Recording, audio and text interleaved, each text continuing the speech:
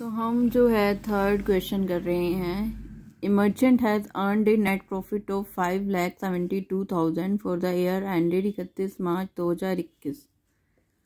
Other balances in his ledger are as under. तो ये balances हमें दे रखे हैं, ये डेबिट बैलेंसेज हैं और ये क्रेडिट बैलेंसेज। ठीक है, तो इस तरह से हमें बैलेंस शीट बनानी है। Prepare his balance sheet as at 31 March 2021। ठीक है, तो हम बैलेंस शीट बना रहे हैं। बैलेंस शीट एज एट भी लिख सकते हो, एज ऑन भी लिख सकते हो, 31 मार्च 2021। तो हमें यहाँ देखना है कि सबसे पहले दिया हुआ है cash at bank, cash in hand. तो हम यहाँ लिख देते हैं सबसे पहले कैश इन हैंड। ठीक है, तो हम ये कैश इन हैंड लिख दिया, ये है हमारा 12,000। फिर हम लिख देते हैं कैश एट बैंक। तो बैंक है हमारा 48,000। फिर है फर्नीचर एंड फिक्सचर्स, तो उससे पहले हम जो है डेटर्स लिख देंगे। डेटर्स हैं हमारे 8,01,000 के। ठीक है, फिर हमारा क्लोजिंग स्टॉक है 7 लाख का। क्लोजिंग स्टॉक है हमारा 7 लाख का। ठीक है, फिर जो है हमारा फर्नीचर है। ठीक है, फर्नीचर है हमारा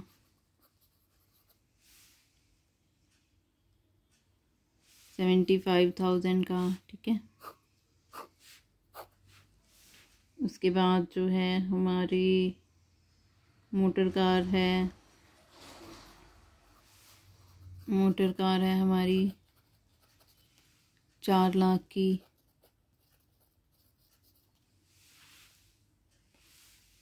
उसके बाद मोटर कार के बाद हमारी बिल्डिंग है 15 लाख की। तो बिल्डिंग है हमारी 15 लाख की। ठीक है,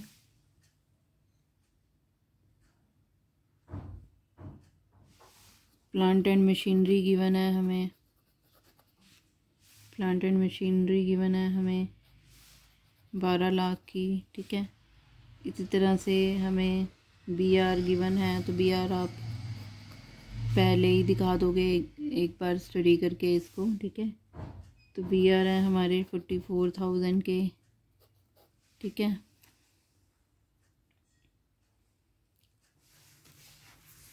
तो BR हम जो है ऊपर दिखाएंगे वैसे तो इसको थोड़ा सा हम देख लेंगे ज़रा सा कि भाई कौन सी आइटम हमारी रह गई। फिर है हमारी इन्वेस्टमेंट। क्या जब हम ये आइटम्स लिखेंगे तो हम देख लेंगे कि कोई करंट एसेट्स तो नहीं रहती। ठीक है, फिक्स एसेट्स लिखने से पहले। तो इन्वेस्टमेंट्स हैं हमारी 2 लाख की। उसके बाद ड्राइंग दे रखी है, ड्राइंग हम कैपिटल में से लेस करेंगे। इधर हमें गिवन है बिल्स पेबल। ठीक है, तो इधर हम बिल्स पेबल शो कर देंगे 32,000 के। फिर हमें गिवन है क्रेडिटर्स। फिर हम क्रेडिटर्स शो कर देंगे यहाँ पे 6,13,000 के। फिर हम शो करेंगे लोन है हमारा 5 लाख का। फिर हम शो करेंगे कैपिटल। तो यहाँ हम कैपिटल दिखाएंगे 33,23,000 की, जैसे कि क्वेश्चन में हमें गिवन था नेट प्रॉफिट। तो नेट प्रॉफिट हमारा 5,72,000 का गिवन है, वो हम यहाँ पे ऐड कर देंगे। ठीक है, और ड्राइंग हमें गिवन है, वो हम यहाँ से क्या कर देंगे लेस। ठीक है, 60,000 की ड्राइंग हमें दे रखी है डेबिट बैलेंसेस में। तो ये हम जो है शो कर देंगे यहाँ पे। ठीक है, तो इस तरह से ये हमारे बैलेंसेस आ जाएंगे। तो अब हमारे सारे बैलेंसेस कवर हो गए हैं। अब हम दोनों साइड्स का टोटल कर देंगे। तो दोनों साइड्स का टोटल इक्वल आ रहा है, तो आपका क्वेश्चन ठीक है। तो ये क्वेश्चन का टोटल जो दोनों साइड्स का टोटल है वो कितना आ रहा है 49,80,000। ठीक है, तो इस तरह से हम बैलेंस शीट बनाएंगे। ठीक है, बैलेंस शीट में हमेशा एसेट्स और लायबिलिटीज़ के बैलेंस ही आते हैं, ये ध्यान रखना है आपने। पर्सनल और रियल अकाउंट के बैलेंस। ठीक है, अब हम नेक्स्ट क्वेश्चन करेंगे जिसमें हमें फाइनल अकाउंट्स बनाने हैं यानी कि trading and profit and loss account और बैलेंस शीट, तीनों हम ये एक साथ बनाएंगे। तो इसमें आपने कुछ चीज़ें ध्यान रखनी है कि सबसे पहले आपको क्वेश्चन में ट्रायल बैलेंस जो गिवन होगा, तो ट्रायल बैलेंस की दो साइड्स होती हैं, एक डेबिट साइड और एक क्रेडिट साइड। ठीक है, तो जो ट्रायल बैलेंस में जो आइटम्स हैं, तो ये आपने देखना है कि जो डेबिट साइड में आइटम्स गिवन हैं, डेबिट साइड में जो डेबिट बैलेंसेस हैं, ठीक है, वो या तो आपके जो हैं वो या तो आपके ट्रेडिंग अकाउंट के डेबिट में आएंगे, या फिर आपके P&L की डेबिट में आएंगे, या फिर वो बैलेंस शीट की एसेट साइड में आएंगे। ठीक है, इसी तरह जो क्रेडिट साइड के बैलेंसेस हैं वो या तो ट्रेडिंग अकाउंट की क्रेडिट में आएंगे, या फिर P&L की क्रेडिट में आएंगे, या फिर बैलेंस शीट की लायबिलिटी साइड में आएंगे। तो ये चीज़ आपने ध्यान रखनी है। दूसरी बात आपने क्या ध्यान रखनी है कि जो ट्रायल बैलेंस में जो आइटम्स हैं, ठीक है, जो ट्रायल बैलेंस में आइटम्स हैं, ठीक है, जो कि किससे रिलेटेड हैं, गुड्स से रिलेटेड है, जैसे परचेजेस है, सेल्स है, परचेज रिटर्न है, सेल रिटर्न है, ये कहाँ आएंगी, ये सारी ट्रेडिंग में आएंगी, ये सारी ट्रेडिंग में शो होंगी, ट्रेडिंग अकाउंट में। ठीक है, और जो प्रोडक्शन से रिगार्डिंग एक्सपेंसेस हैं वो सारे ट्रेडिंग में। ठीक है, और office and administration, selling and distribution, ये सारे P&L में, यानी कि जो एक्सपेंसेस ट्रेडिंग में आ जाते हैं वो आप अच्छे से याद कर लो, बाकी जो बचे हैं वो P&L में।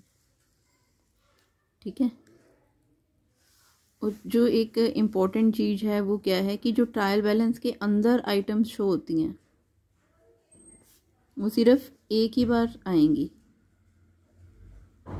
ट्रायल बैलेंस के अंदर आइटम्स शो होती हैं वो एक ही बार आएंगी, या तो ट्रेडिंग अकाउंट में आएंगी, या फिर प्रॉफिट एंड लॉस अकाउंट में, या फिर बैलेंस शीट में, एक ही बार आएंगी।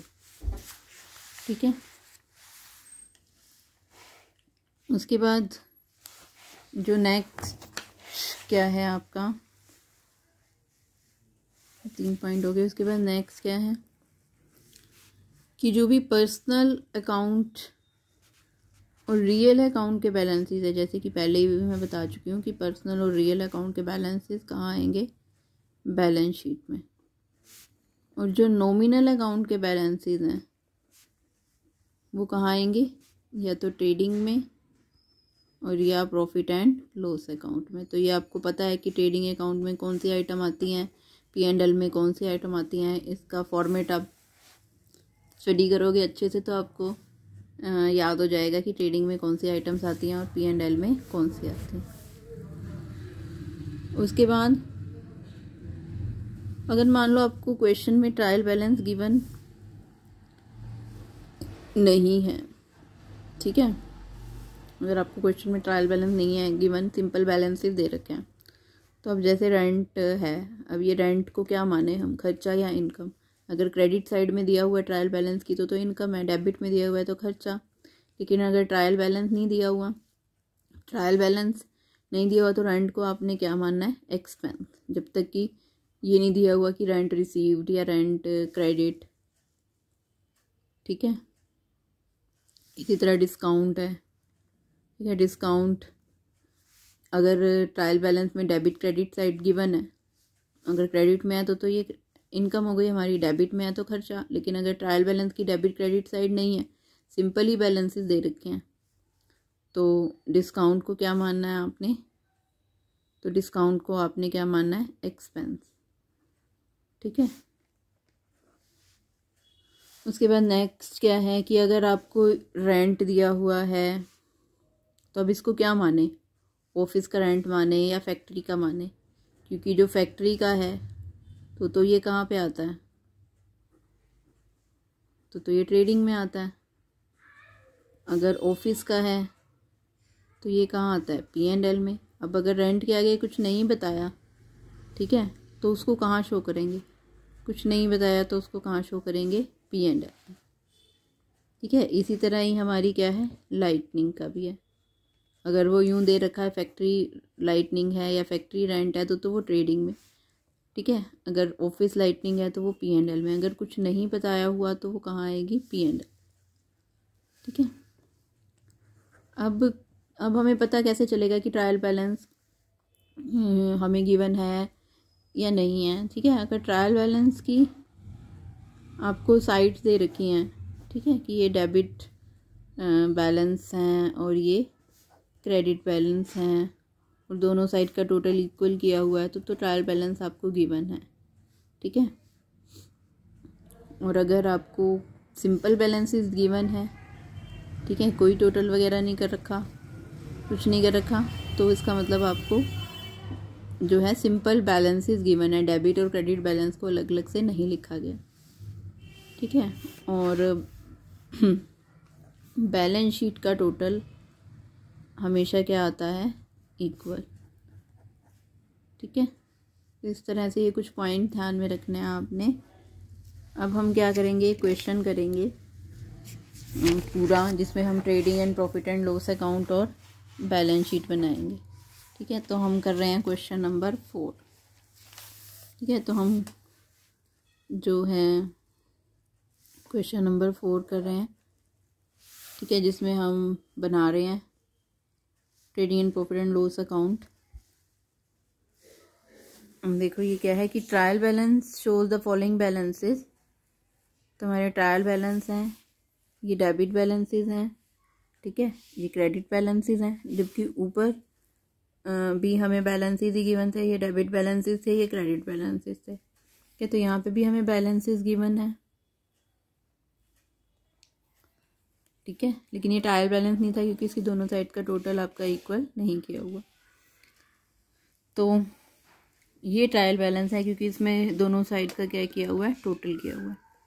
तो हमें क्या करना है, क्लोजिंग स्टॉक की वैल्यू 35,000 है। ठीक है, ये बाहर दिया हुआ है, तो क्लोजिंग स्टॉक की वैल्यू अगर बाहर दी हुई है तो ये 2 बार आएगी, एक तो ट्रेडिंग अकाउंट में क्रेडिट साइड और बैलेंस शीट में एसेट साइड। अगर ये क्लोजिंग स्टॉक अंदर दिया होता ट्रायल बैलेंस के तो एक ही बार आता। जो ट्रायल बैलेंस के अंदर जितनी भी आइटम्स गिवन है ये एक ही बार आएंगी, या ट्रेडिंग में या P&L में या बैलेंस शीट। जो आइटम्स बाहर दी हुई हैं वो 2 बार आएंगी। ठीक है, तो नेक्स्ट चैप्टर में हम करेंगे जो बाहर दी होती हैं आइटम्स उनकी क्या ट्रीटमेंट होती है। तो इस चैप्टर में तो आपको सिंपल ही बनाना है। तो अब हमने यहाँ पे बनाना है trading and profit and loss account for the year ending 31 March 2021 and balance sheet at that date. ठीक है, तो एक तो हमें trading and profit and loss account बनाना है और एक क्या बनानी है, बैलेंस शीट। ठीक है, तो हम यहाँ पे ये क्वेश्चन करेंगे trading and profit and loss account for the year ending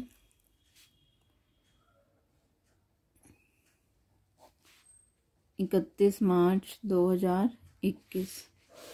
ठीक है, ये हम trading and profit and loss account बनाएंगे। और क्या बनाएंगे हम, यहाँ पे बनाएंगे हम बैलेंस शीट। यहाँ पे बनाएंगे हम balance sheet as on 31 March 2021। ठीक है, तो अब हम यहाँ पे सबसे पहले हमें जो है ट्रेडिंग अकाउंट में सबसे पहले हमें दिखाना होता है ओपनिंग स्टॉक। तो हमें ओपनिंग स्टॉक जो है यहाँ की बना है 40,000 का। फिर हम दिखाएंगे यहाँ परचेजेस। ठीक है, तो परचेजेस देखते हैं हमें कितनी गिवन है, सबसे ऊपर ही है 60,000 की। लेस करेंगे हम यहाँ पे परचेज रिटर्न। परचेज रिटर्न हमें क्रेडिट साइड में गिवन है 1275 की। ठीक है, तो हम इसमें से ये लेस कर देंगे तो ये आ जाएगा 58,725। फिर हमें दे रखी है सेल्स रिटर्न। तो सेल्स रिटर्न कहाँ से लेस करनी है, सेल्स में से, सेल्स हमें क्रेडिट साइड में दे रखी हैं 1,27,000 की, लेस क्या करेंगे यहाँ सेल्स रिटर्न, तो सेल्स रिटर्न दे रखी है 1500 की, ठीक है। तो हम ये इसमें से लेस कर देंगे तो ये आ जाएगा 1,25,500। फिर हम क्या दिखाएंगे, क्लोजिंग स्टॉक, ठीक है। क्लोजिंग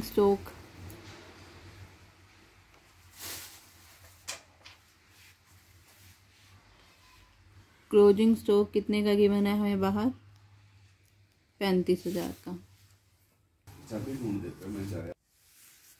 तो क्लोजिंग स्टॉक हमारा यहाँ भी आ जाएगा और बैलेंस शीट में भी आ जाएगा, ठीक है।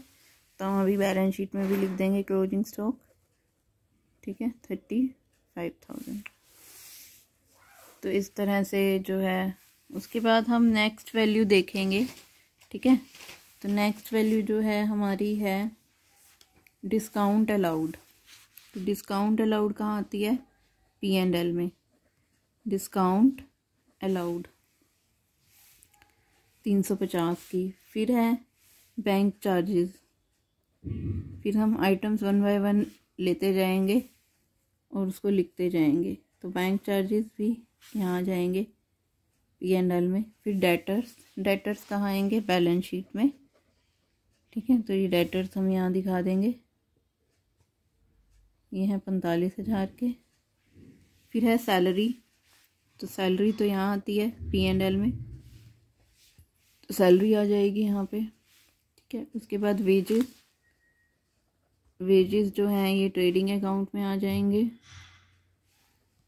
फिर फ्रेट इन, जो फ्रेट इन है वो यहाँ आएगा, और जो फ्रेट आउट है वो P&L में आएगा, ठीक है। उसके बाद rent rates and taxes 2,000, rent rates and taxes ये आ जाएगा 2,000 का। फिर एडवर्टाइजमेंट, तो एडवर्टाइजमेंट आ जाएगी हमारी 2,000 की। फिर आ जाएगा कैश एट बैंक, ठीक है। तो यहाँ हम दिखा देंगे कैश एट बैंक,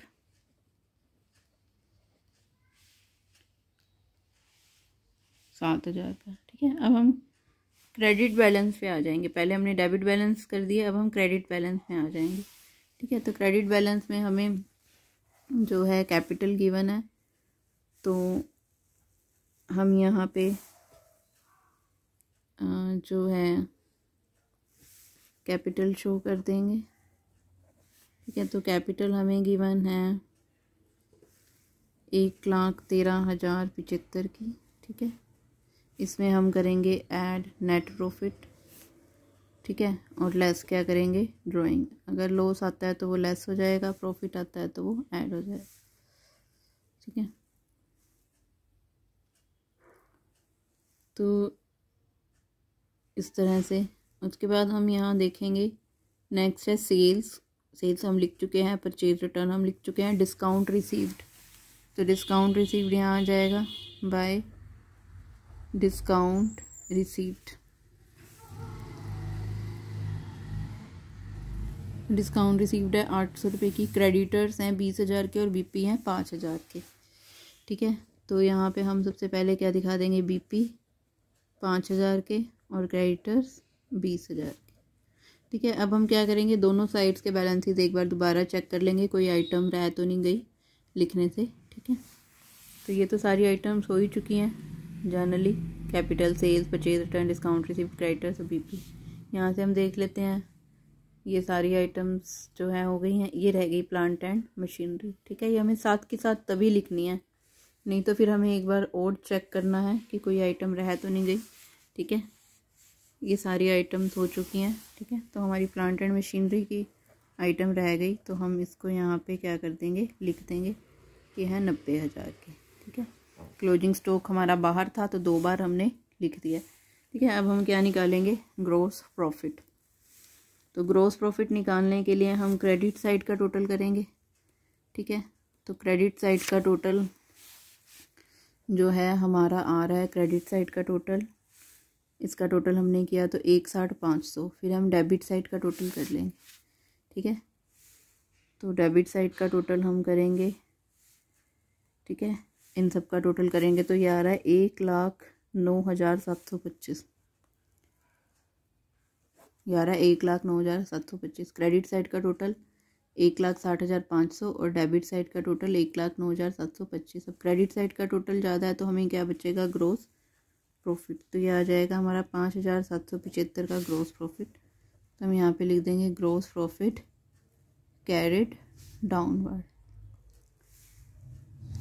तो ये हमारा 50,775 का ग्रोस प्रॉफिट आ रहा है, ठीक है। दोनों साइड का टोटल आ जाएगा 1,60,500, ठीक है। इसी तरह हम ये ग्रोस प्रॉफिट आगे ले आएंगे बाय ग्रोस प्रॉफिट BD, ठीक है। यहाँ CD है तो यहाँ BD आ जाएगा। फिर हम इन दोनों साइड का टोटल करेंगे, ठीक है। तो क्रेडिट साइड का टोटल तो ये आ जाएगा 51,575। और फिर हम डेबिट साइड का टोटल करेंगे,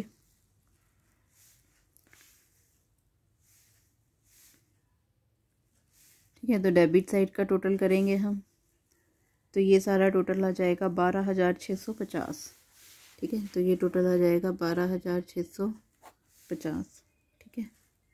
तो इसमें से हम ये लेस कर देंगे तो ये आ जाएगा 38,925, ठीक है। तो ये हमारा 38,925 का क्या आ जाएगा, नेट प्रॉफिट, ठीक है। 38,925 क्या करना है हमें, दोनों साइड का टोटल कर देंगे, ठीक है। तो नेट प्रॉफिट ट्रांसफ़र टू, कहाँ ट्रांसफ़र होगा, ये कैपिटल अकाउंट, कैपिटल में, ठीक है।